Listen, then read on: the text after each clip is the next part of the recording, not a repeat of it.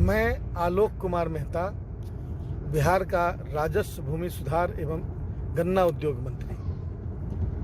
मैं अमर शहीद जगदेव प्रसाद जी के जन्म शताब्दी समारोह, जिसका आयोजन राष्ट्रीय जनता दल के द्वारा आने 1 फरवरी को बापू सभागार पटना में किया जाना है, उस संदर्भ में मैं लोगों से कई जिलों में अपने साथियों से मिल रहा था।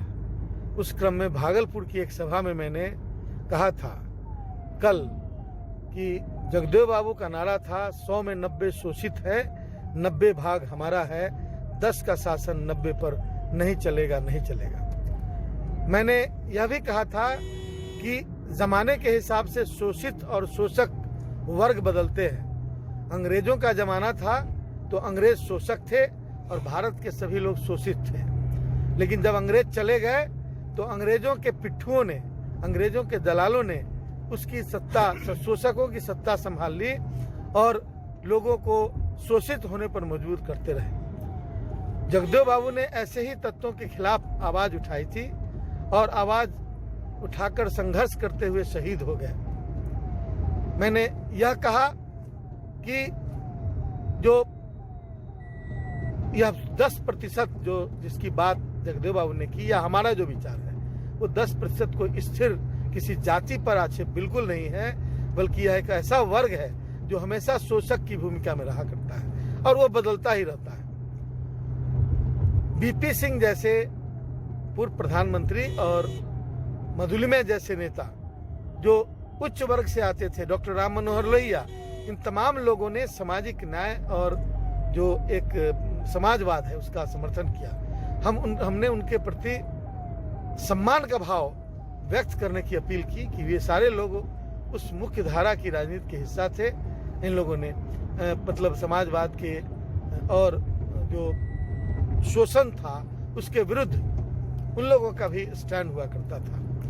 हमने एक बात कही कि मंदिर में घंटी बजाना चाहिए था जोगी जी को, क्योंकि वो एक मठ के महंत थे, तो वो जाकर सत्ता की कुर्सी पर बैठ गए हैं। और जो जनता, जो अवाम, जो लोग हैं, बहुसंख्यक लोग हैं जिनको सत्ता संभालना चाहिए था, उनको मंदिर में घंटी बजाने के लिए भेजना चाह रहे हैं। सत्ता के हस्तांतरण का यह अनोखा प्रयोग किया जा रहा है भारतीय जनता पार्टी के द्वारा।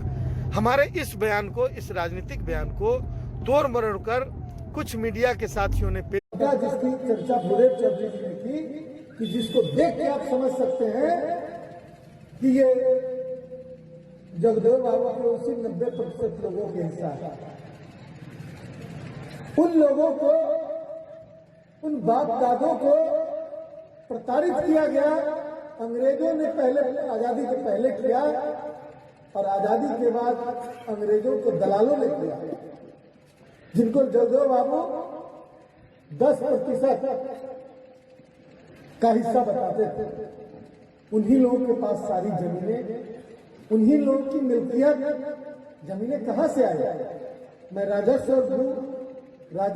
और भूमि सुधार मंत्री, मैं देख रहा हूं, खतियान को देख रहा हूं कि जमीनें कहां से आई।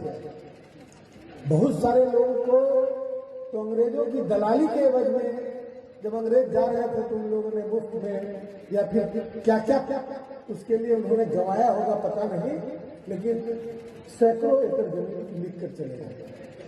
लेकिन जिनको जमीन नहीं थी, कम भूमि थी, मेहनत कश किसान, मेहनत कश मजदूर, ये तमाम लोग उनके शिकार थे जिनके पास जमीनें चली गई।